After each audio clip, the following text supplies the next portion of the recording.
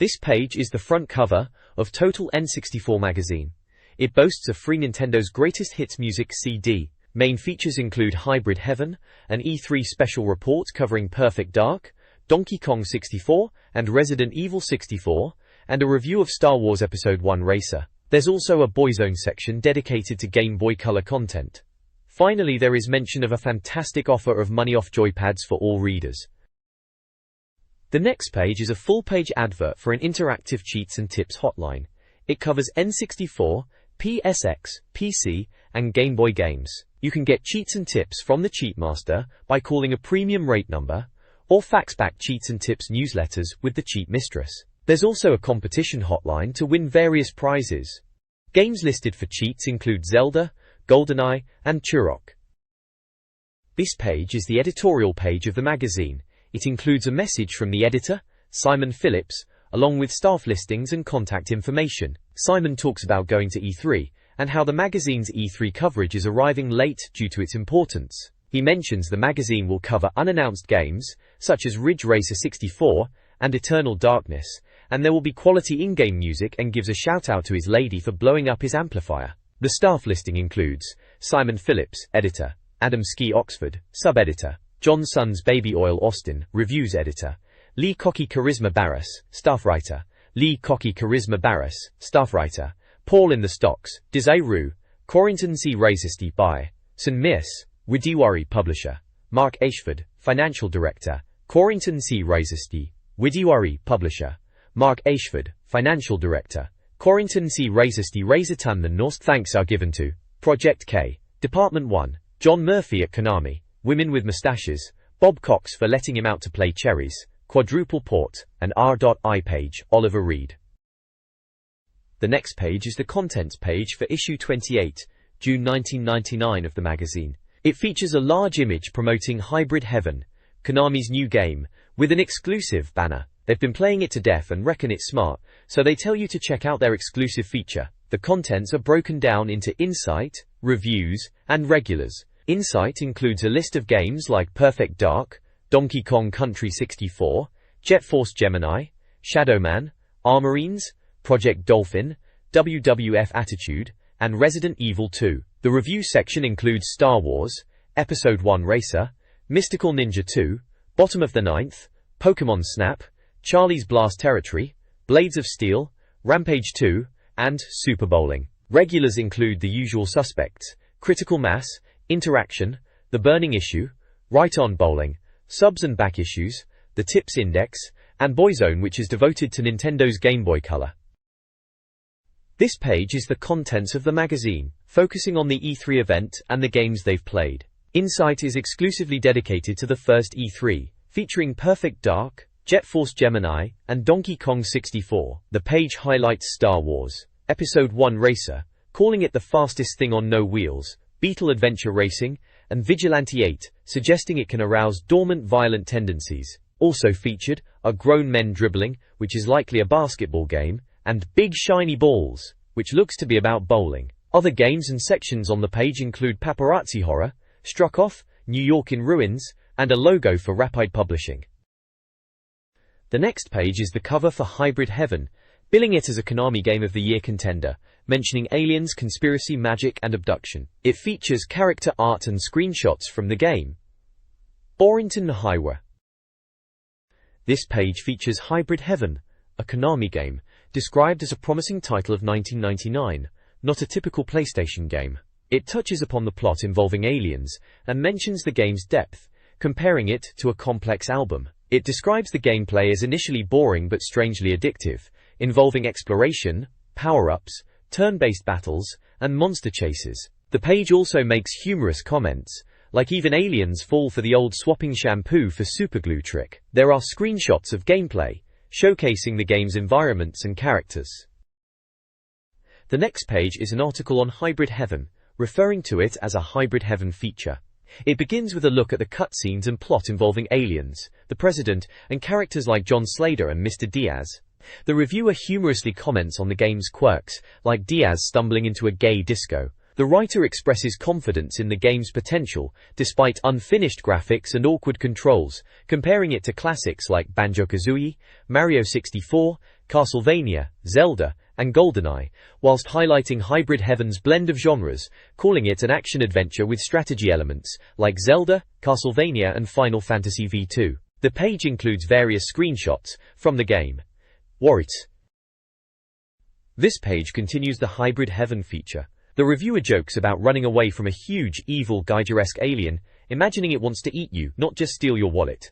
Screenshots show in-game action and enemies. The review mentions the camera angles, character animation, and lighting effects, drawing comparisons to Castlevania, and emphasizing the emotional impact the game strives to create. Another section refers to a room full of caged, hideous beings, with force fields. The page then details a scene with Slader, his girlfriend, and the villain Diaz on a subway platform, describing Diaz's murder of Slader. Finally, it mentions Diaz's henchmen turning on him in a lift, with Diaz falling, levitating inches from the floor, and thus, the adventure begins. This page focuses on the characters and general look of Hybrid Heaven. John Slader is highlighted, noting his death in the first 5 minutes, followed by his miraculous return. Diaz, the murderer, is also featured, with the reviewer teasing his role in the game. Screenshots showcase the game's dark and industrial aesthetic. The reviewer contrasts Hybrid Heaven's visuals to Ridley Scott's films and Gene Roddenberry's vision, emphasizing the game's oppressive atmosphere. The graphics, sound, and level design are praised for reinforcing the dystopian feel, drawing a parallel to Tomb Raider in terms of its engine, and Mario 64 in terms of its square-based environment. The controls and camera are described as strange and awkward but ultimately functional. The reviewer also mentions a scene reminiscent of the X-Files. The next page is all about Hybrid Heaven, hyping up the animation and real-time lighting effects. It talks about the characters Slader and Diaz, and their abilities like running, jumping, crawling, climbing, and swinging. There's excitement about the game being one of the first Japanese-developed games to use the expansion pack for higher graphics. It mentions similarities to Rogue Squadron and Turok 2 in this regard, and the reviewer suggests that it might be the year's Zelda. The plot is compared to an X-Files episode, involving a kidnapped president, aliens, and genetic engineering, alongside some questions like, why does Diaz shoot Slader, and his return from death? This page dives into the fighting mechanics of Hybrid Heaven, acknowledging that it might seem a bit basic at first, with simple punches and kicks. However, it promises that as you progress, your character grows in strength, skill, and unlocks a variety of attacks, weaponry, magical spells, combos, and wrestling maneuvers. The reviewer talks about strategy, like avoiding, guarding, or reversing attacks, and how attacking from behind can give you an advantage. There's some thought given to stance and weight distribution when kicking, and grappling is mentioned as another option, including the ability to kick your opponent in the head when they're down. The reviewer admits it might sound dull from the screenshots but insists the combo system is fantastic, blending RPG elements with fighting game action. The page then goes on to give a wordplay definition of the words hybrid and heaven, with some invented quotes from linguistic scientists about the meaning of the title. The next page is all about Hybrid Heaven's 2-player, social combat mode. The reviewer reckons this mode showcases the weird and wonderful products of genetic experimentation, whatever that means. Apparently it's a beat-em-up with a gorgeous combat engine, and you can load powered-up versions of characters like Diaz and Slader straight from your memory card. The article also mentions that you can play as many of the other humans and mutants from the game, and there's a one-player option to hone your skills against the villains. There are screenshots of the versus mode setup, and a few action shots from the game, including some special moves. This page delves into the melting pot of influences behind Hybrid Heaven, comparing it to a blend of game styles and films. The article highlights the game's H.Gidger-inspired aesthetics, Castlevania-esque engine, and X-Files-esque plot. The page features an interview with Konami's John Murphy, where he discusses the challenges of developing Hybrid Heaven, its influences from Hollywood science fiction films, and the ambition to create a unique RPG. Murphy also touches upon techniques used to overcome N64 weaknesses, and his confidence in the game's appeal to N64 owners. He also jokes, "Always look for the Konami logo if you want quality, and never trust a woman with a mustache." Murphy mentions the game's turn-based and real-time combat, radical cutscenes, and unique story. He also states the expansion pack will be used. This page features a competition to win Tekken goodies. To enter, readers must design their own genetic freak character. The first prize includes the Tekken manga movie, 4 Tekken models, and a poster. 5 runners-up will receive a Tekken video and poster. The competition is open to those over 15. The next page is an advert for a charity appeal. It features a black and white photo of a child holding a puppy. With the text, "She has 2 things left to cling to. One is her," alongside several smaller photos of people affected by disaster. It encourages readers to donate. The next page is an advert for the Central America Hurricane Appeal. It features a Honduran girl who has survived a natural disaster and is clinging to her pet dog. This is her hope, encouraging people to donate. A disaster happened in November, and thousands are missing, but the need for outside aid is more pressing. This page is from the Insight section, focusing on Nintendo news. The main scoop is about Namco potentially releasing Ridge Racer 64, which is surprising since they haven't shown much interest in the N64 before. The article speculates on whether this could lead to more Namco games on the console, such as Tekken 64, and mentions the scant information about Ridge Racer 64, suggesting it probably won't be at E3. The page features screenshots of racing cars, and includes a woman who is dressed as if she is from Ridge Racer, or associated with Namco. Warrington. This page is about the N64 Anthems CD, given away with Total N64 issue 28. It features music from several N64 games, including Zelda, Extreme Egg 2, Revolt, Forsaken, and Wipeout 64 and Shadowman. It gives a track listing with descriptions of some of the music. Koji Kondo wrote the Zelda track, Hyrule.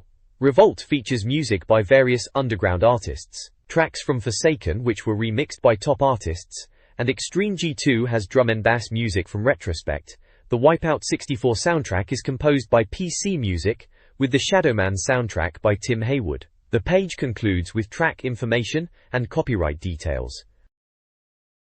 This page dives into the exciting reveal of Nintendo's next console, codenamed Project Dolphin, at E3. Howard Lincoln made the announcement and the page details early specs, including an IBM-developed Gecko processor running at 400 MHz and a graphics chip from Artex. It talks about Panasonic developing the DVD technology for the console, complete with anti-piracy measures. Nintendo promised a price point under £200. The page ends teasing more information to come. The next page is an E3 special report, showcasing early impressions of Pokémon and Rayman 2 on the N64. The Pokémon section expresses excitement, highlighting Pokémon Pinball, Pokémon Red, and Pokémon Blue for the Game Boy. The Rayman 2 preview is enthusiastic, calling it one of the most gorgeous-looking N64 titles and praising its Dreamcastle-level visuals. The page also mentions games like Perfect Dark, Jet Force Gemini, Resident Evil 64, and Donkey Kong 64. This page is an E3 special report focusing on Rare's Perfect Dark. The article expresses excitement about the game, highlighting its similarities to GoldenEye, while also noting improvements such as bodies not disappearing until ammo is collected, a feature that makes it easier to find ammo. The page also points out vehicles that attack you. Warrington also has meant about the game. The article also touches on the console wars with the upcoming Dolphin, noting Sony's potential struggle to produce the emotion chip for their console. The article states that the next Nintendo console may move to DVD discs, potentially changing the software development landscape. The page mentions titles coming to the N64 in the coming year, ensuring the N64 continues through the coming year. The next page features a preview of Donkey Kong 64 and Jet Force Gemini. Donkey Kong 64's release date is slated for November, and is said to require the expansion pack to run. Tiny, Chunky and Lanky Kong are mentioned as new friends who are needed for the 4-player mode, with all 5 characters being playable in the single-player mode. Jet Force Gemini is due out in August, but is described as one of the most difficult games to get to grips with. The reviewer states it is fast and frenetic but potentially a little shallow on the gameplay front, reserving full judgment until he gets to play it more. Other games mentioned in a side panel includes NFL Blitz 2000, Mortal Kombat Special Forces and Command & Conquer. This page is all about racing games on the N64, specifically Rally Masters. The writer kicks things off by saying that the N64 hasn't always been the best for car-based racing games, but this year's E3 is changing that. So, Rally Masters is being developed by Digital Illusions and published by Gremlin. It is slated for release in October. The reviewer is very optimistic, saying that it has over 60 tracks, and reckons that it will do for the N64 what Colin McRae Rally did for the PlayStation. High praise indeed. Elsewhere on the page, the writer bigs up the atmosphere in which Nintendo had every reason to feel very smug. They also give a shout out to Midway, who, with the possible exception of Paperboy 64, are producing some seriously cutting-edge games like World Driver Championship, Ready 2 Rumbles, Hydro Thunder and Mortal Kombat Special Forces, all of which have the potential to be monster hits. World Driver Championship gets a mention for leaving PlayStation racers looking somewhat dull and graphically challenged, comparing it to a cross between Ridge Racer and Gran Turismo. Finally, Ready 2 Rumble gets a nod for being a groovy-looking boxing game that will satiate N64 owners' comedy moments. This N64 game review page lists a variety of titles, including M. Owen's World League Soccer, Road Rash 64, and various other games. A highlight is World Driver Championship, praised for its phenomenal pace, difficult but realistic handling, and beautiful graphics. Roadsters, another featured game, allows players to race 30 convertibles, win races, and upgrade vehicles. The page also touches on the need for a quality fighting game on the N64, and showcases titles from various developers like Midway, Titus, and Acclaim. The reviewer concludes that the N64 still boasts more quality games than the PlayStation, emphasizing the console's continued strength. The next page features the Chart Attack Insight section, displaying the blockbuster top 10 chart for N64 games. FIFA 99 takes the top spot, followed by Rogue Squadron, South Park, WCW/NWO Revenge, and Legend of Zelda. The second half of the chart includes Vigilante 8, Turok 2, GoldenEye, Rally 99, and 1080 Degrees Snowboarding. Below, there are 3 top 10 lists: Depth Top 10, Total N64 Most Played, and Total N64 Most Wanted. Depth Top 10 lists: South Park, Legend of Zelda, FIFA 99, Rogue Squadron, Beetle Adventure Racing, Turok 2, Zero X Mission, Impossible, F1 World Grand Prix and Wipeout 64. Total N64 Most Played lists: Pokémon Snap, Mario Party, FIFA 99, Wave Race, Turok 2, Michael Owen's Soccer, Castlevania, Vigilante 8, Beetle Adventure Racing, and Snowbo Kids 2. Total N64 Most Wanted lists: Perfect Dark, Shadowman, Donkey Kong Country 64, Zelda, Jet Force Gemini, Hybrid Heaven, Armorines, Episode 1 Racer, Banjo-Tooie, and IS-99. This page is a release dates guide for N64 games, brought to you by Department 1. It covers upcoming releases for May, June and July 99, as well as a section for August and everything after. Games like Carmageddon 64, Duke Nukem, 0 Hour, Star Wars Episode 1 Racer, Jet Force Gemini, and Donkey Kong 64 are mentioned. There's also a section to submit your most played and wanted games for a chance to win a new game, plus spaces for your name and address. The next page presents a review of Star Wars Episode 1 Racer for the Nintendo 64. The magazine claims to be the first to review the game, highlighting its welcome arrival as a blockbuster title. The review is from Total N64 Magazine issue 28. The game receives a score of 30 out of whatever the top score is. This page features a collection of game reviews. First up, Mystical Ninja Goemon 2 gets a 36, with the reviewer mentioning the character's blue pineapple head and the game's lack of disappointment. Then, there's Rampage 2 Universal Tour, scoring a 50, promising more skyscraper squashing antics. Pokémon Snap gets a 44, touted as the next best thing to a Safari. Finally, And the Rest lists more games with their scores. Bottom of the 9th, 40, NBA in the Zone, 42, Charlie Blast's Territory, 46, Blades of Steel, 48, and Super Bowling, 52. A gold award is given to the best games, and a silver award to games that are good, but have some flaws. This page gives us the lowdown on Star Wars Episode 1 Racer for the N64. Published by Nintendo and developed by LucasArts, the game hit shelves on June 4th, supporting 2 players and featuring a battery backup. The reviewer seems a bit skeptical, highlighting that while the graphics might be lovely, the game itself feels a bit slow and ungainly. It seems that the reviewer has a soft spot for the game despite its shortcomings.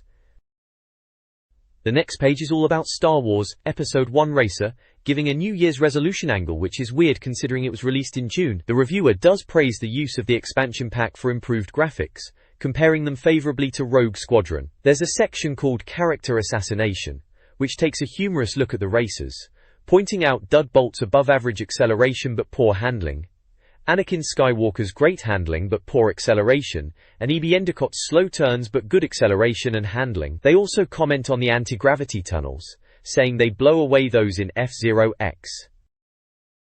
This page features a review of Star Wars Episode 1 Racer for the Nintendo 64. The game is praised for its two-player mode, which encourages dastardly behavior, like setting gas fields alight to take out your opponent. It's noted that the game pushes the N64 to its limits, with speeds up to 600 miles per hour. The review points out the need to upgrade your podracer by earning Truggets to improve traction, turning, acceleration, top speed, air brake, cooling, and repair capabilities. While the frame rate can slow down at times, and the speech can be repetitive, the reviewer ultimately considers SWE1R to be the best racer on the N64, even without the Star Wars license, and a must-buy game. The final verdict is a whopping 95%, with the acid test highlighting its frightening speed and replayability, while also noting the repetitive speech and steep learning curve. This page continues the review of Star Wars Episode 1 Racer, offering gameplay tips and highlighting various in-game locations. We're told there are 25 tracks across the galaxy to explore, including the water planet Aquilar, the mining moon Uvo IV, and Anakin Skywalker's home planet, Tatooine. The reviewer notes the importance of mastering the sensitive controls, utilizing turbo boosts wisely, and taking advantage of in-game maps to plan routes. It's noted the pod races are huge, about 9 meters long. There are various screenshots of the game showcasing different tracks and the upgrade options available. The next page screams hotter than burnt, with a rather chaotic advert. It depicts some kind of toy car scene on a picnic blanket, featuring toy cars, blocks, and even alphabet pretzels. The central red race car appears to be on fire, which perhaps indicates that the advertisers want the product to be a hot item. This page showcases N64 Game Buster magazine cover. It boasts Micro Machines as the smallest game, with the biggest guide, Smashed, is splashed across the page. Games like Beetle Adventure Racing, Monaco GP, Mario Party, and Vigilante 8 are featured. A contest to win over £2,500 in prizes is promoted. The text promises, "the fastest games on earth, totally busted loose, man," and promotes that it is on sale now. The imagery fits the theme of the last page, and a continuation of Toast, linking to the picnic blanket and food imagery from the previous spread. This page is a review of Mystical Ninja 2, starring Goemon for the N64. Konami developed the game in-house, and it retailed for £49.99. The game was released in May/June, and the version is PAL. It supports memory and rumble packs. The game has 4 playable characters: Goemon, armed with what looks like a pipe; Ibisumaru, who is known for his hilarious running; Sasuke, a little elf with a sai; and Yae, who is an androgynous character with green hair. The reviewer highlights the 2D platforming sections and the compelling 2-player mode. They say the game plays like a dream, like classic Nintendo platformers, and note the lack of problems. The next page continues the review of Mystical Ninja 2 starring Goemon. It touches upon the 2-player mode, emphasizing teamwork and interaction. The reviewer highlights a feature where players can push rocks together to flatten enemies, and even give each other piggybacks, which doubles the attack power. Additionally, the page details special moves and abilities, like the Busted feature that can be activated with specific button combinations for super punches, and a blast beam weapon. Warranty. This page features a review of Mystical Ninja 2 starring Goemon.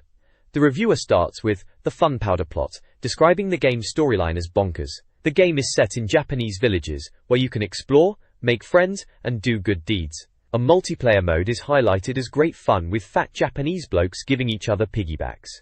The reviewer mentions that the game eschews Konami's recent groundbreaking graphical techniques, but the graphics are beautiful and smooth in a traditional sense. The sound is a mix of traditional Japanese music and manic speech samples. The reviewer concludes that Mystical Ninja 2 is not for everybody, and that it is brimming with weirdo zone Japanese humor and gorgeous characterization. The game gets a 90% score, with the acid test noting it's different from the crowd with great Japanese humor, but nothing too groundbreaking. This page showcases gameplay and features of Mystical Ninja 2 starring Goemon. The page is titled Village People, highlighting the village sections of the game where you interact with strange people. There's also a section called Let's Talk About Mechs Baby, discussing the Power Rangers-esque mech called Impact used in boss fights. The reviewer notes that players need to be proficient with Impact's metal limbs. Various in-game screenshots are featured with humorous commentary. The reviewer also jokes about Simon and Lee playing Shanghai on the Game Boy instead of working. This page reviews Bottom of the Ninth for the Nintendo 64. The reviewer seems less than thrilled about another baseball game, sarcastically questioning why Europeans are constantly subjected to American sports. However, they concede to give Konami's offering a fair shot. The Train Gang section highlights the game's training mode, which allows players to practice fielding, batting and pitching. The graphics are praised for nice animations, such as lazy bat swinging and crotch scratching, with no slowdown or glitches. The reviewer notes its similarity to eSports Triple Play 2000 and acclaims All-Star Baseball 2000, calling it a user-friendly entry into the American sport. The next page continues the review of Bottom of the Ninth. The reviewer finds it rather generic but not terrible, criticizing the lack of innovation in American sports sims, suggesting they're becoming tedious. It features close-up shots of baseball players, with what the reviewer mockingly refers to as lovely hair. There's a segment titled, There's a Moose, Loose, highlighting these player portraits. It also shows some in-game screenshots. There's mention of camera angles, and the ability to run players out when the ball is live. The game gets a 75% rating and an acid test section that sarcastically comments on the appeal of baseball to a non-American audience, and lists the pros and cons of the game. This page features a review of NBA in the Zone 99 for the Nintendo 64. The reviewer humorously remarks that if the trend of similar sports games continues, they might as well rename themselves Yankee Sport Sim 64. The review pokes fun at the game's editor, calling it a dodgy editor, and highlights the ability to create ridiculous players. They sarcastically mention a player creation that is as fat and as tall as possible. The review also criticizes the lack of originality, stating that the game looks like, plays like, and is all too similar to other basketball games on the N64. It also mentions the cheesy American commentators and the standard gaming modes. Ultimately, the reviewer concludes that NBA in the Zone 99 is just another ordinary sports game. This page features the rest of the review of NBA in the Zone 99. It includes a busted segment, advising players on how to foul without getting caught. The reviewer then mentions exhibition matches and a free throw tournament as available options. The reviewer sarcastically describes the ability to change player skills, rename them, and give them bandages and big socks to make them look like social outcasts as fun. Ultimately, they feel the game is frustratingly familiar and suggest waiting for the next NBA game. The game receives a played and rated badge and a 77% score, with positive mentions of having every NBA team and negative mentions of if you don't like basketball you won't like it, which is not a wholesome recommendation. Screenshots show various in-game moments, with humorous captions. The next page presents a review of Pokémon Snap. The game is humorously described as a safari, where you photograph cute pocket monsters, with the reviewer joking about using a lens instead of bullets. The review highlights the game's Japanese origins, and suggests waiting for an English translation. It discusses the vehicles you use, noting that the first one is on rails and lacks player control. The reviewer humorously mentions that on level 2 you have slightly more control, but still remain largely on rails. The game is considered innovative, harmless, and fun. The next page features a review of Pokémon Snap, with screenshots of gameplay and humorous commentary. The review highlights the game's objectives and points system, where Dr. Okido totals up points for photo compositions. The busted section shows an image of a fiery Charizard, suggesting you throw an apple to make it rear up beautifully. Another section shows a Pikachu being shocked by an apple on the head, referencing television and electricity. There's also an image of an electrode that explodes when disturbed by fruit. The Landscape Lunacy section showcases different environments, with tips on using Flash for nocturnal Pokémon and protecting other Pokémon from attack. The Do the Monster Mash section features various Pokémon in their habitats, emphasizing the game's focus on capturing pocket monsters within the frame. The review concludes by noting the game's Japanese text and advises waiting for a translation, while also giving the game a score of 79%. This page is a review of Charlie Blast's Territory for the N64. The review describes the game as a puzzle game where you control Charlie, who pushes TNT boxes around various platforms. It mentions that while the graphics and sound are average, the playability is where the game excels, comparing its addictive quality to Tetris. The review also highlights the game's objective of moving objects, lining up boxes, and exploding bombs to destroy levels, requiring planning and an escape route. The game gets a positive write-up, noting the action, the dilemma, and the brain-teasing gameplay. The next page features a review of Charlie Blast's Territory for the N64. They handily include level codes for those tricky and boring opening levels. The review highlights the game's platform peril, discussing the need to avoid obstacles like stagnant bombs and move TNT boxes. Charlie is setting off bombs and forgetting to cover his ears, something he should think about doing more often. The reviewer jokes about Charlie lacking a workman's crack, saying it's not very realistic, and mentions the cacti as prickly obstacles. The reviewer is not saying the game is dull, but the graphics get repetitive. The review talks about how the game is full of humorous animations and laugh-inducing scenes. The object is to move TNT to ignite bombs. Charlie has a huge, desperate, Dinesque chin. It's satisfying to destroy something, even if it's just human nature, unfortunately. The acid test section praises the puzzles, while also pointing out that there are a lot of them. The game receives a 74% rating, and the reviewer suggests that playing it is a better way to spend an evening than many alternatives. The next page features a review of Blades of Steel for the N64, a title that seems to be arriving late to the party. The reviewer questions the need for another American sports title when they'd rather have football, presumably the British kind. The review points out the market is already saturated with sports simulations, and Blades of Steel doesn't quite stand out. While the graphics are acceptable, and the game has plenty of stats and modes, it might not be enough to dethrone the existing hockey titles. The reviewer notes the fighting element adds something different, but overall, the game might only appeal to hardcore hockey fans. There are a few close-up profiles after each exciting piece of action. The armor shown on the hockey players is over the top, as are the stats, though these stats can prove useful. The reviewer seems to find it amusing when the game politely tells the player to leave. This page is a review of Blades of Steel on the N64, and it's a bit of a mixed bag. The reviewer acknowledges there are many ways to cheat in ice hockey games. One particularly amusing tip suggests getting your opponent penalized, which could lead to scoring opportunities.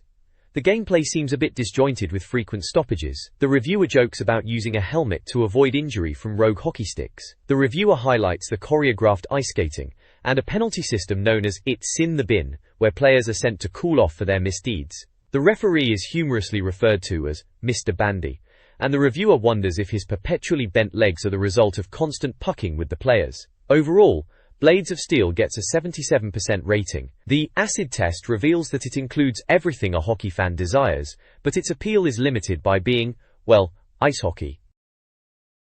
The next page features a review of Rampage 2, Universal Tour for the Nintendo 64.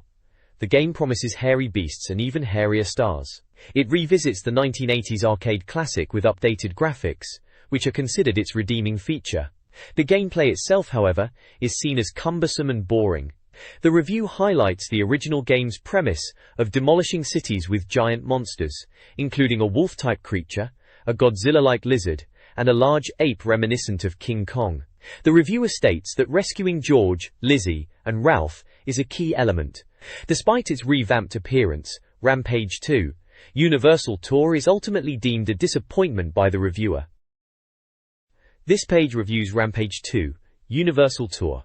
The review opens with a busted segment, where the reviewer jokes about the demolition of buildings, suggesting a strategic approach to flattening the city. The review moves to discuss the original arcade game graphics, and how they have been superseded by the N64 version, while also pointing out the game's 3 original monsters. The reviewer finds the controls underwhelming, and the gameplay repetitive, bemoaning the lack of special moves like breathing fire. Despite a graphical update, the game fails to live up to nostalgic expectations, and is given a 71% rating, with reviewer Lee stating that the game has lied through its teeth. An acid test section adds that while fans of retro gaming might enjoy it, the game has limited appeal and is overall a tired game. The page includes screenshots and character art, mentioning George, Lizzie, and Ralph as characters in need of a makeover, and wonders if Rampage was originally inspired by Nintendo's Donkey Kong. The review concludes by noting the post-level stat reports and how the sequel maintains some ties with its predecessor, allowing you to play as the Big Ape. The next page features a review of Super Bowling for the Nintendo 64, with the reviewer questioning if watching wet paint dry might be more entertaining. They criticize the game's graphics as not stunning but not terrible, and the characters as uninteresting. They mention the bright and colorful settings, and the shiny surface of the varnished wood alley. The game includes single and multiplayer modes. The reviewer jokes about the bowling alley stereotypes, and how the developers seem to prioritize something other than making the game fun, lamenting the lack of fresh, untouched temptresses. In short, the reviewer isn't a fan. Worse. This page is a continuation of the Super Bowling review. The reviewer highlights the various alley designs, from traditional wooden ones to an ancient Japanese temple and a concrete car park. They even joke about writing captions for pictures of bowling alleys. The review mentions a table showing pin positions and Inca-style patterns on the floor. Ultimately, the reviewer isn't impressed, giving the game a 55% score, noting that it's a dull game, but the balls are nice enough, and that you might do yourself an injury playing it. The next page is a subscription advert for Total N64 magazine, offering 12 issues for £28, saving nearly £20 over the year with free delivery. The page features a form for subscribing, asking for name, address, and payment details via check, postal order, or credit card. This page presents a back-issue order form for Total 64/Total N64 magazines. Readers can select which issues they want to purchase, with issues 13 through 27 available for £4.95 each. The form includes fields for name, address, postcode, telephone, and payment method: check, postal order, Visa, Access, or MasterCard. It also provides the address to send the completed form and payment. The page also displays front covers of back issues, including Total 64 issues featuring games like WCW vs. Endowo Revenge, Mortal Kombat 4, Wipeout 64, Turok 2, Extreme Egg 2, Carmageddon, Castlevania, Mario Mayhem, Donkey Kong 64 and Resident Evil 2, as well as the cover for the first Total N64 Game Boy Color issue. The next page is a full-page advertisement for Weird Science, airing on Trouble, a TV channel. It features a woman in a red dress surrounded by a yellow outline, with the heads of two men floating above her. The tagline reads, "The world's most perfect woman and her parents." Advertising times the show is broadcast. This page is the interaction section, serving the Nintendo Nation with style. It features several smaller articles and teasers for content within the magazine. First up is Beetle Adventure Racing, promising the ultimate guide to this great little racer, which might have been inspired by the Herbie films. Following this is Vigilante 8, with a player's guide offering flares at the ready man. Then there is the Burning Issue Letters page, plus the art section showcasing this month's finest slices of art. Reader reviews, Write On, features more people showing off their writing prowess, for reasons unknown. The Tips Index offers cheats and codes, and finally, there's High Scores where you can prove your gaming skills, and Total Recall, Total N64's roundup of every game on the N64, which they claim to have played all of. The next page focuses on reader interaction with the magazine. The Burning Issue Letters page kicks things off, where readers voice their opinions, criticisms, and good old-fashioned venom about N64-related topics.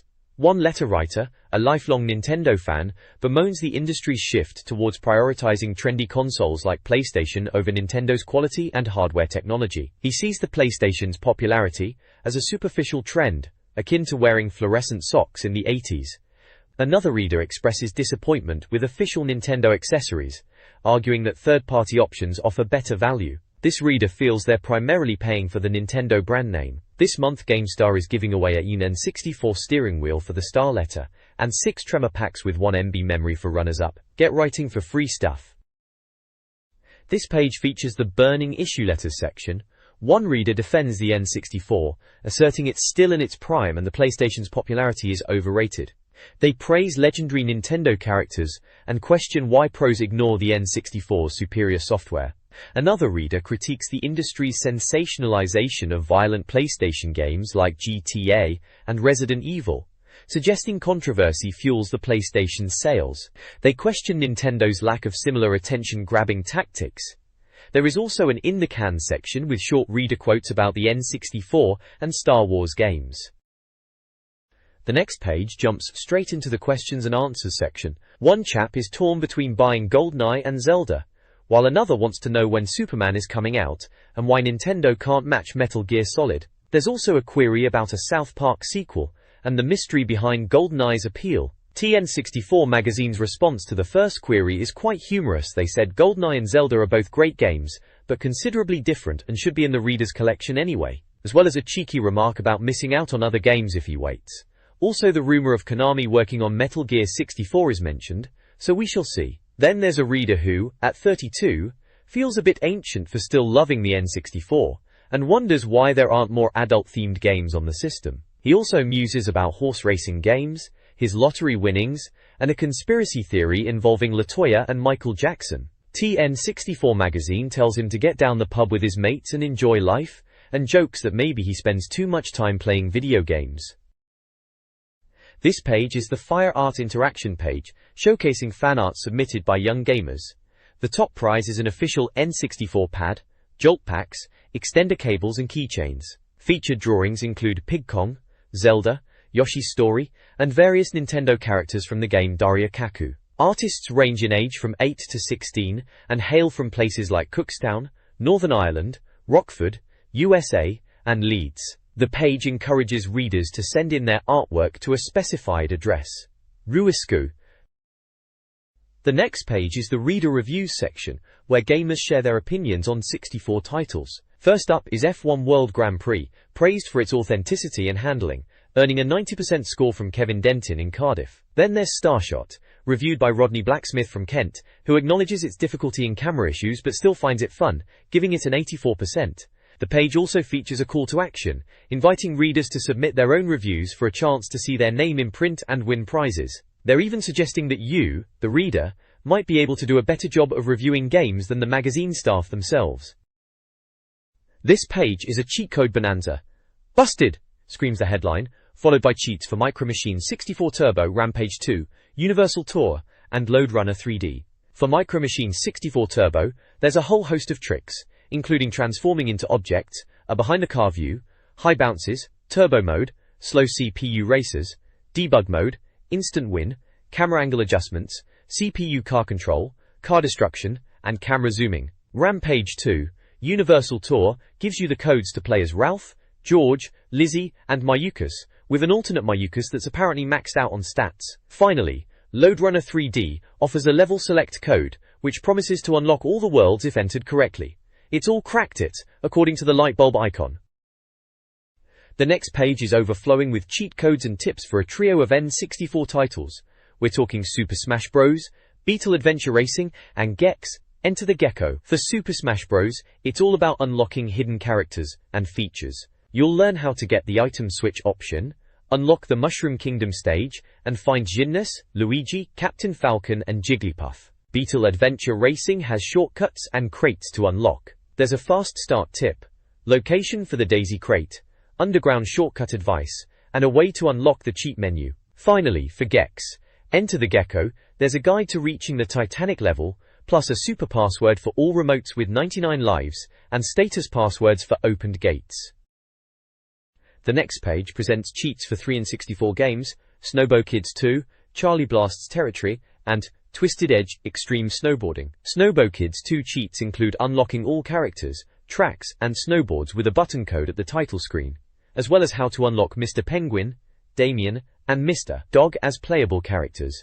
There's also a list of special snowboards, detailing their features and the tracks needed to unlock them. Charlie Blast's Territory features a table of level passwords for the game. Twisted Edge Extreme Snowboarding offers cheats for unlocking hidden borders, playing as Tiny and Jay, as well as unlocking the boss snowboard, bonus boards, master mode, twisted mode, mirror mode, and a quick start. This page provides cheats and hints for Vigilante 8 on the Nintendo 64. It includes various passwords for unlocking features, such as no enemies, alien vehicles, all levels and vehicles, and God mode. There are also instructions for choosing the same car in multiplayer, classified secret moves, and various missile types. There are also hints on how to unlock the bonus level by completing the Aliens quest and to get to play in Super Dreamland 64. There's also a handy key for using the D-Pad and camera buttons to activate cheats, and even a cheat to turn everything into jelly.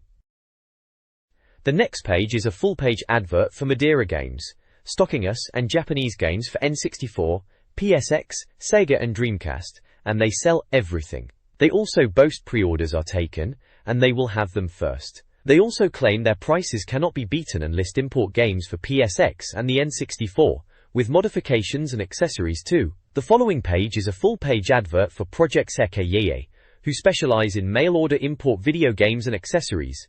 They offer collectors, keychains and Final Fantasy models. Seye. This page is the magazine's review of Beetle Adventure Racing for the Nintendo 64. The game gets a whopping 92% score. To celebrate the release of the game, Electronic Arts have produced one of the best driving games on the N64. The article mentions the history of the Volkswagen Beetle, invented by Ferdinand Porsche, and highlights the new Beetle which promises to be a success, and how Electronic Arts have developed this game in conjunction with VW to ensure a faithful reproduction of the car. The article claims it is new territory for EA, as this is their first title designed exclusively for the N64, and what a corker it is too. This page is a review of Beetle Adventure Racing for the N64, busting open the game's bonus boxes, cheat codes, and Beetle styles. The review emphasizes that there aren't any other cars in the game other than VW Beetles, but there are numerous Beetles to win. It notes that during championship mode, point boxes, nitro boxes, and cheat boxes appear on the track. By collecting points, players can access new Beetle battle arenas in multiplayer. Nitro boxes provide a speed boost, while cheat boxes unlock wacky settings like a disco sky and crazy car shapes. The alien and police Beetles can be unlocked by completing certain levels. The review highlights that these bonus cars offer improved performance, handling, bodywork and decals, as well as improved statistics. Quiz.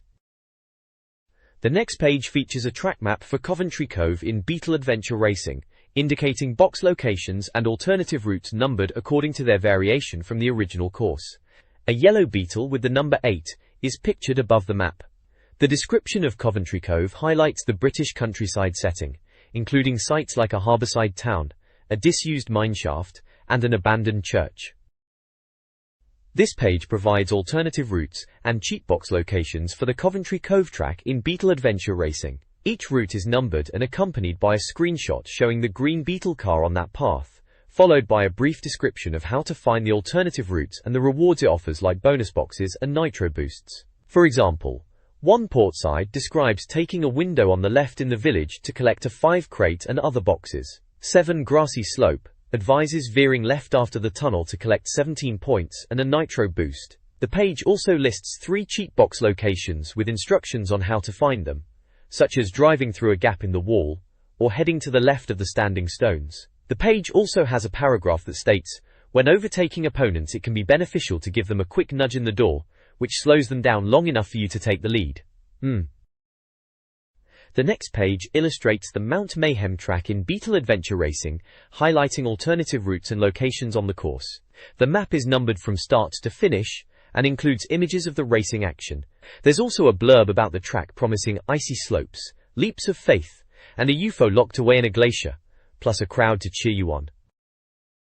This page dives deeper into Beetle Adventure Racing, specifically showcasing alternative routes on a track, along with cheat box locations. The alternative routes, numbered 1 to 8, include creative paths like ski resort, ski jump, UFO, frozen waterfall, super jump, cave, trees, and crossover. Each route description details how to find it and what bonuses to expect. The cheat box locations section gives hints on finding 3 secret cheat boxes, with tips on navigating to them via the ski resort, super jump, and trees routes.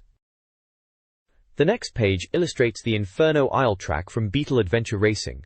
It's described as a volcanic island course, with winding paths through a Mediterranean village, complete with the threat of a Trex. The track map highlights a series of checkpoints labeled 1 through 7, plus bridge out, start and finish points. The map indicates the presence of X2 pickups and dice scattered around the course, showing alternative routes in red and the standard route in blue. It gives a real sense of the varied landscape. This page provides alternative routes and cheat box locations for Beetle Adventure Racing. It details 9 different routes, like Swampy, Balcony, and Lighthouse, each offering shortcuts and bonus boxes. The cheat box locations are described, providing guidance on how to find them in the game within the swamp hut, the village, and near the finish line.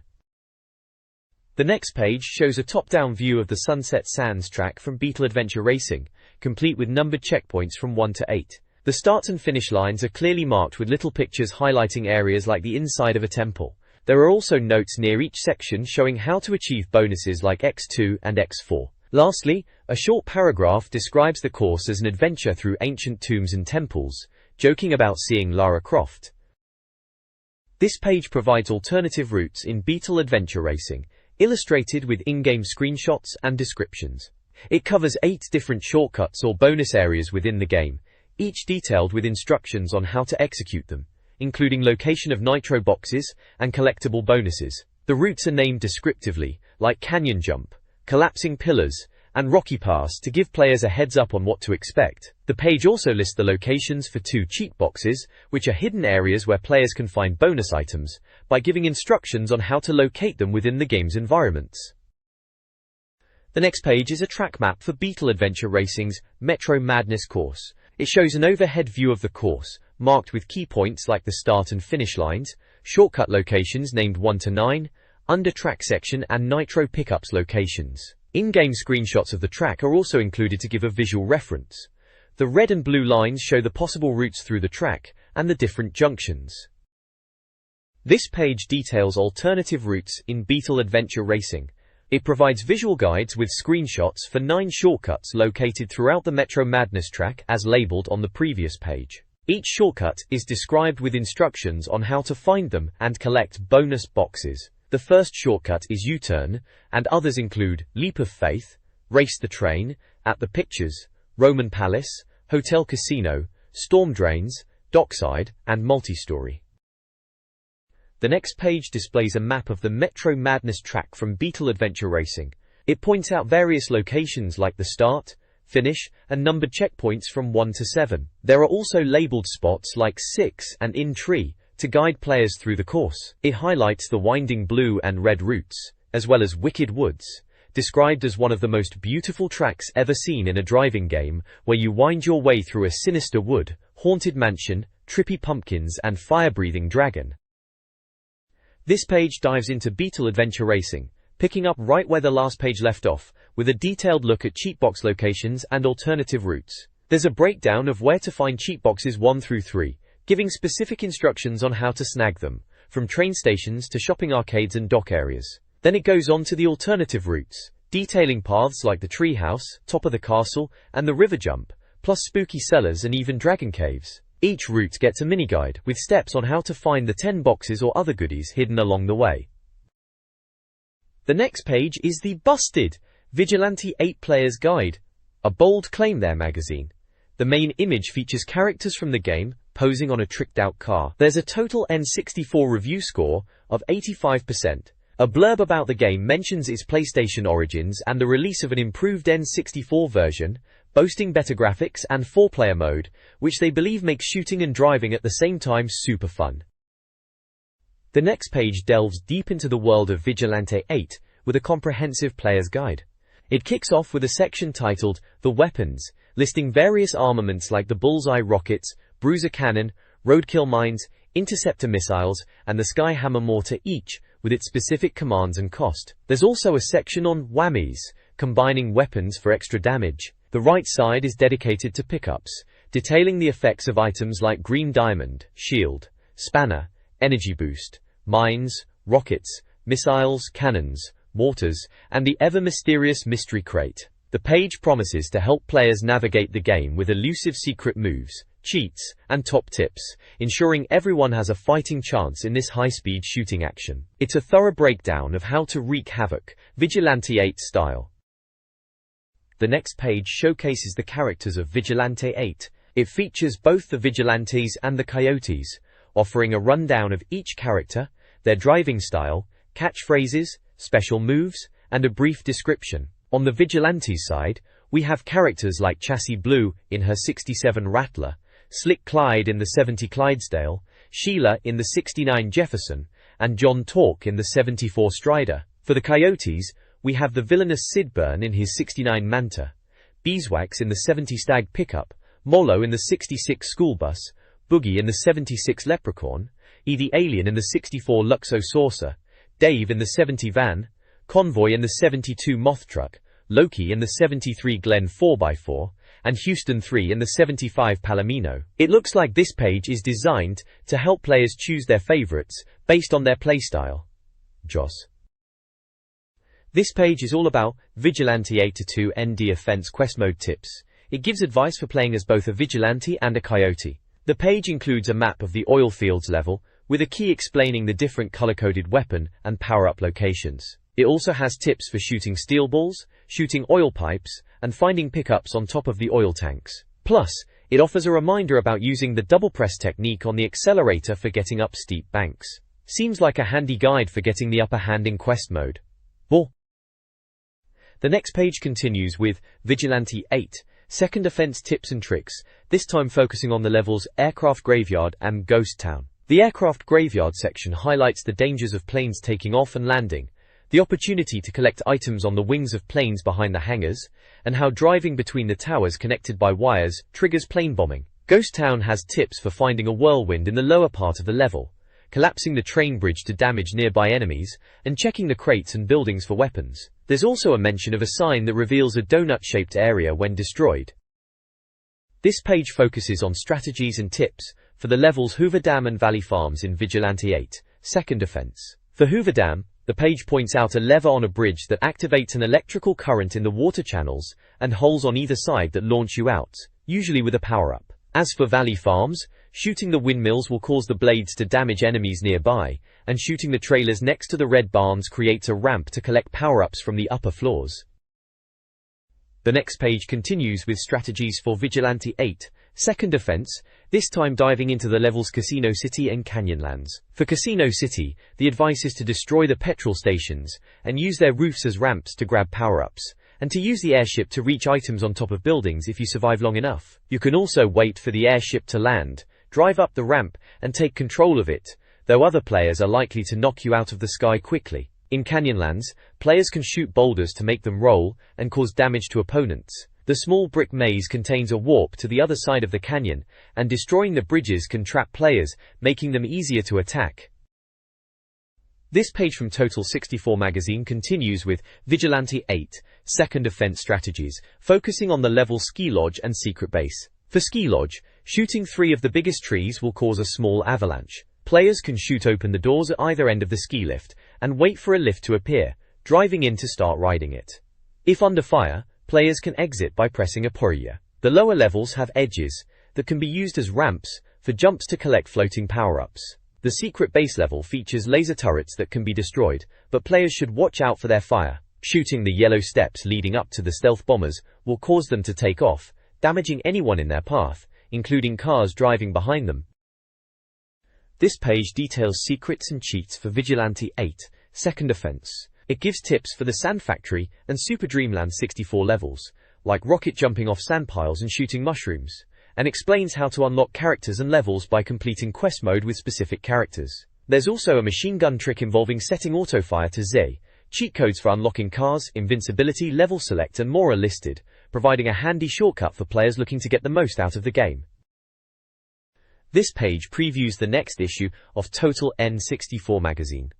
It's advertising upcoming features like Premier Manager 99, where they will be discussing football tactics with the England manager Kevin Keegan, which is the main feature shown with a big picture. The next issue also promises a review of Quake 2, billing it as a potential Turok 2 beta. Finally, it claims that Stone Cold from WWF Attitude has threatened to whoop their asses if WWF Attitude isn't in the next issue. The magazine will be available on June 30, 1999. The next page showcases some high scores on various N64 games.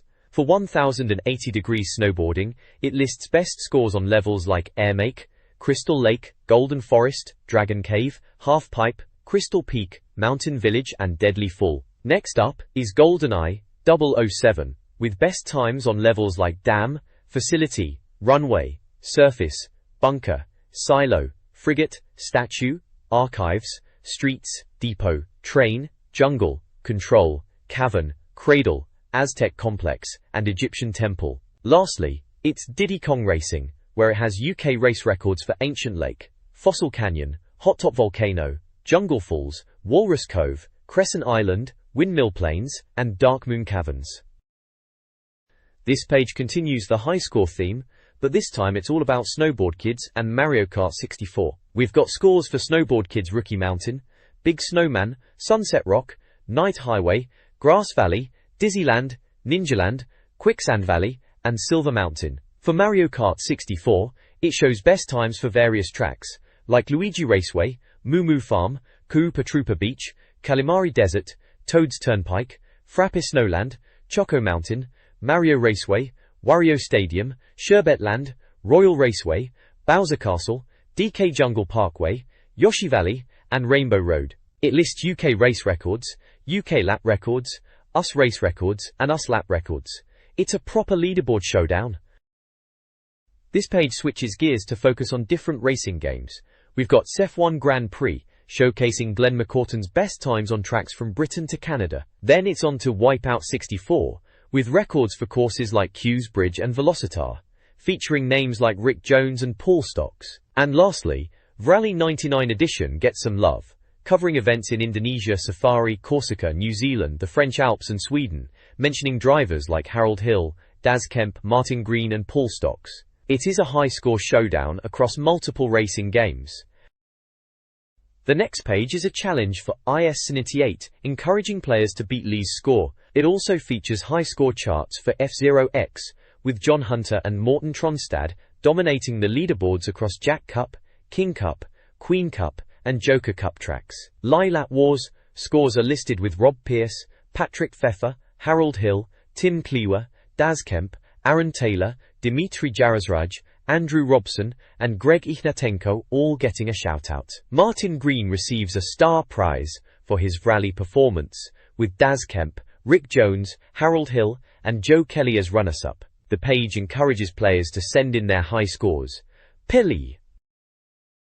The next page is Total Recall, a review roundup for N64 games. It features ratings and brief descriptions for a selection of titles. Banjo-Kazooie gets a 93%, with the reviewer pondering if it's better than Mario 64. Beetle Adventure Racing scores 92%, and is described as the best arcade racer on the system. 1080 Degrees Snowboarding is given a 90%, and called the greatest snowboarding game money can buy. Other games reviewed include All-Star Tennis 99, 79%, Battle Tanks 80%, Biofreaks 78%, Blast Core 85%, Body Harvest 90%, Bomberman 64 65%, Aerogauge 51%, Airborder 64 72%, All-Star Baseball 99 82%, All-Star Baseball 2000 89%, and Aerofighters Assault 55%. The reviews are short and sweet, often with a touch of sarcasm, like Aerogauge being described as a loser's version of Wipeout 64. It also features a score chart that tells you what the scores mean on the doors. Warrington Norcus. Please provide the text you would like me to summarize. Hanayin Kuto, Tol Modol Them Halaban. The next page showcases best racing games on the N64. Mario Kart 64 and Diddy Kong Racing are featured naturally. Extreme Egg, the poor Wipeout wannabe, gets a 74% score, while Extreme Egg 2 manages an 80%. For Zero X, earns a respectable 90%, and G.AS.P gets a disappointing 64%. FIFA World Grand Prix also scores a 90%, and FIFA 64 gets an 85%. FIFA Road to World Cup 98 scrapes by with 75%, and FIFA 99 scores a fantastic 94%. Fighters Destiny gets an 84%, and Forsaken earns a stellar 91%. Gex 64 receives a 65%, and Glover gets an 82%. Gomon 2, Mystical Ninja receives a 63%, and GT64, Championship Edition earns a 75%. GoldenEye gets 95%, and Golden Nugget gets 68%. Lastly, there's a competition to win Micro Machines swag. The question is what the T in Total N64 stands for, with a postcard address supplied to enter. The Total Recall section of the review features mini-reviews of various N64 games. Hexen 64 receives a poor 53%, while Hyrule Stadium, 70%, is deemed decent, though the reviewer recommends waiting for Flying Dragon. Other scores include ISS 64, 90%, IS 98, 93%, perhaps the best football game ever, Killer Instinct Gold, 72%, below expectations, and more. Mario Kart 64 and Mario Party both score highly, 93% and 92%, respectively. The review also highlights a humorous moment in The Legend of Zelda: Ocarina of Time. This page showcases best platformers and a review of the Interact V3 steering wheel with tremor. It is described as a sturdy and comfortable piece of kit with adjustable sensitivity and a rumble feature, receiving the verdict: put simply, the best steering wheel on the market. The page continues with Total Recall mini-reviews, featuring screenshots and ratings for a variety of N64 games. Micro Machine 64 Turbo receives a high score of 91%. Mystical Ninja 64 gets 83%.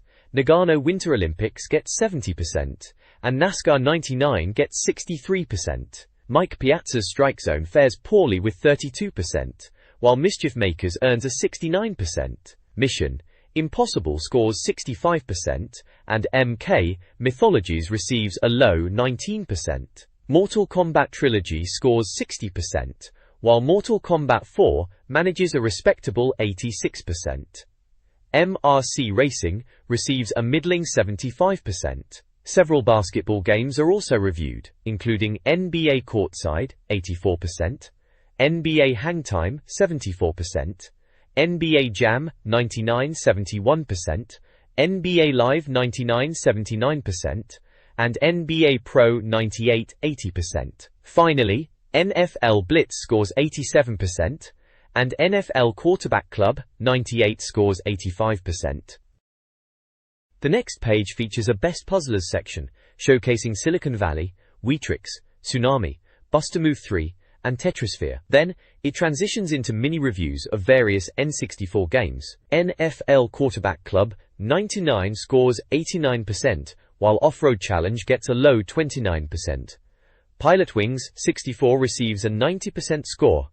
Other reviews include NHL 99 79%, NHL Breakaway 98 62%, NHL Breakaway 99 68%, Olympic Hockey 80%, Quake 75%, and Racing Simulation MGP 89%. Nightmare Creatures and Penny Racers both get an 80% review score. The reviewer seems less than impressed with the Off-Road Challenge, suggesting readers send in a postcard if they think it's good to possibly win a prize. Finally, the page concludes with a voucher for Wild Things Mirage Pads, offering a discount on the controllers and a chance to win one in a competition. This page has a Best Sports Games banner at the top, followed by reviews of a variety of N64 titles. First up is Rakuga Kids, a Konami beat 'em up that's apparently trying to be a Street Fighter for kids, scoring 70%. Next is Rampage, World Tour 52%, with the reviewer saying it's gone downhill. Robotron 64 gets a 53%, with the reviewer stating that retro isn't great, and to go away and dwell in the past. Rush 2 is better than its predecessor, getting 77%. San Francisco Rush gets a 76% and is only slightly dodgy. SC-DRS is described as Mario Kart for grown-ups and gets 84%. Shadows of the Empire scores 80% and is deemed underrated. Silicon Valley gets a 90%, an innovative and charming puzzle/platformer, where you can inhabit the bodies of animals. The page then moves into an original classic segment, focusing on Forsaken. The reviewer ponders why it wasn't a bigger hit, citing possible reasons like the price or maybe the graphics were too good. Smash Bros. Gets an 89% and is highly anticipated for its PAL release. Snowboard Kids gets 80%, with the reviewer stating it is nowhere near as good as 1080 Degrees. Snowboard Kids 2 gets 87%, it's better than the first one with some great tracks. South Park, a bad game from a good license, gets 69%. The next page features Best Driving Games at the top. Reviews include Starshot scoring 80%, Triple Play 2000 at 79%, Turok 2, Seeds of Evil at 92%, and Star Wars, Rogue Squadron at 92%. Tsunami gets 81%, and Turok, Dinosaur Hunter scores 83%. Super Mario 64 earns a 95%, while Tetrisphere gets a 79%. Top Gear Overdrive scores 85%, and Top Gear Rally gets an 83%. The page finishes with a competition to win Buck Bumble gear, asking, "What do you do if a bee stings you?" The options are scream, shout, "You little FKER," or both. This page reviews N64 multiplayer games.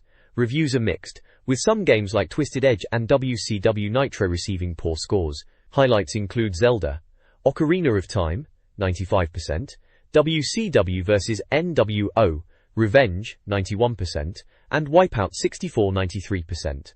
Other notable titles include Rally, 99, VR Pool 64, Vigilante 8, WCW vs. NWO, World Tour, and Wave Race 64. Many games are deemed dated or lacking compared to better alternatives. The page concludes with a call for a Metroid game on the N64 and encourages reader feedback to Nintendo.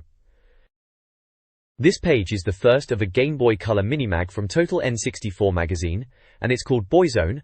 The page features a purple Game Boy Color with Wario Land 3 on the screen, and a zombie cop from Resident Evil for the Game Boy Color. Drop Zone is the game of the month, and you can win loads of cool Game Boy stuff.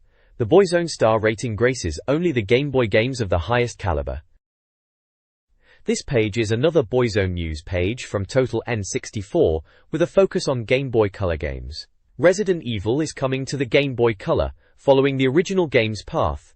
Ghosts and Goblins and 1942 are other classic retro titles that will be available. 1942 will be a port of the addictive NES version with added passwords and GBC printer compatibility. Street Fighter Alpha, the most exciting of the classic titles, will retain qualities of its predecessor with Ryu and Ken. Spy vs. Spy is also being developed, featuring 32 levels where players compete head-to-head. The game will be a direct NES port with extra missions.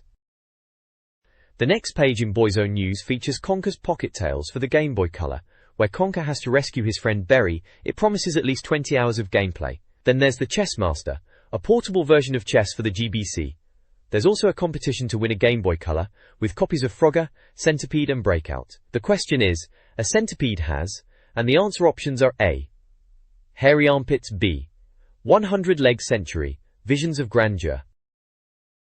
This page is a review of two games, Defender/Joust and Top Gear Pocket.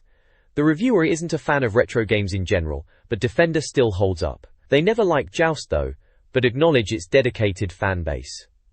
Top Gear Pocket is the first Game Boy game to use a Rumble cartridge. It's an enjoyable racing game, though not as good as Rally. The graphics and sound are reminiscent of old Amstrad CPC games, but the gameplay is decent, making it a good second-best racing option. Both get a Boyzone rating of 3 out of 5 stars.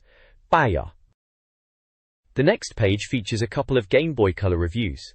First up is NBA Jam 99, which the reviewer surprisingly enjoyed, even calling it a star game. They praise the fast-paced, arcade-style gameplay. Following that is Shadowgate Classic, which doesn't fare so well. The reviewer compares it to Choose Your Own Adventure books, and criticizes its shoddy graphics, awkward controls, and frustrating trial-and-error gameplay. Basically, they suggest reading a fighting fantasy book instead. This page features reviews for 3 Game Boy Color games. First we have Quest for Camelot, a top-down RPG that the reviewer jokingly compares to a Mini Miyamoto classic, implying it's similar to Zelda but not as good. They mention it's based on some cartoon and follows a young girl's journey to become a knight. Next up is Pocket Block, a breakout clone with a snake replacing the bat. The reviewer criticizes the game for adding unnecessary complexity to a simple formula, suggesting players stick with the original Breakout. Finally, there's Lucky Luke, a side-scrolling platformer starring the cowboy, Lucky Luke. The reviewer notes its similarities to other Infogrames Game Boy platformers, and suggests checking if you already own a similar game before buying it. The next page presents a review and competition for the Game Boy Color game Drop Zone. The reviewer praises Drop Zone as a modern update to the classic arcade game Defender, claiming it's the best Game Boy game they've played since Zelda. The competition offers readers a chance to win a Game Boy Color and a copy of Drop Zone, with runner-up prizes of additional game copies. The competition question asks what Archer McLean, the game's creator, is famous for, with the correct answer being making kick-ass video games. This page, entitled Boyzone Tips, is a collection of cheat codes and tips for various Game Boy and Game Boy Color games. For Turok 2, Seeds of Evil, there are passwords for all weapons, bird mode, infinite lives, invincibility, level passwords for levels 2 through 9, and a level selector code. Tetris DX has tips for unlocking confetti and fish screensavers. DOSIN, Frogger has a cheat menu, activated via a button sequence on the high score screen. Gex, Enter the Gecko has a bizarre cheat involving turning Mona Lisa paintings on or off. DOSIN, Men in Black features tips for skipping levels and how to fly. Warrington Norkers, Mega Blast provides a code for a Mega Blast attack. Passwords are listed for various levels of the game. DOSIN, A Bug's Life includes level passwords. Finally, there's a small image with text about when Hopper discovers that the bird is fake. This page is a full-page advert from Gameplay, featuring a sales hotline and details on 64 consoles, games, and accessories. They offer a service guarantee, a money-back guarantee, and claim to have the lowest prices. It also highlights a selection of N64 games and their prices, plus deals on accessories like steering wheels and memory cards. The page also details their second-hand trade-in system. Jury. The next page spoils the ending of Zelda, Ocarina of Time. It's a walkthrough of the final events, from the last battle against Ganondorf to Link being sent back to his own time by Zelda. We see screenshots from the game showing key moments, including the tower collapsing, the fight with Ganon, and the return to Hyrule. Apparently, everyone's having a party after all that evil rule business. There's even a nostalgic flashback, and a hint at Euro Zelda. Seems like they're suggesting it's a game you won't want to end. Whoa. This page is a full-page advert for Special Reserve, selling Nintendo 64, Game Boy and PlayStation games, consoles and accessories. It also promotes their club membership and free gifts, along with contact details for mail order and their retail locations, plus some PC deals. The next page is a full-page advert for the Explorer 64, a cheat cartridge for the Nintendo 64. The ad boasts that it gives you more power, ammo and cash, and access to hidden game secrets. It claims to be the #1 best-selling cheat cartridge in the UK in 1998, and features screenshots showing options for more power, unlimited ammo, all weapons, and infinite money.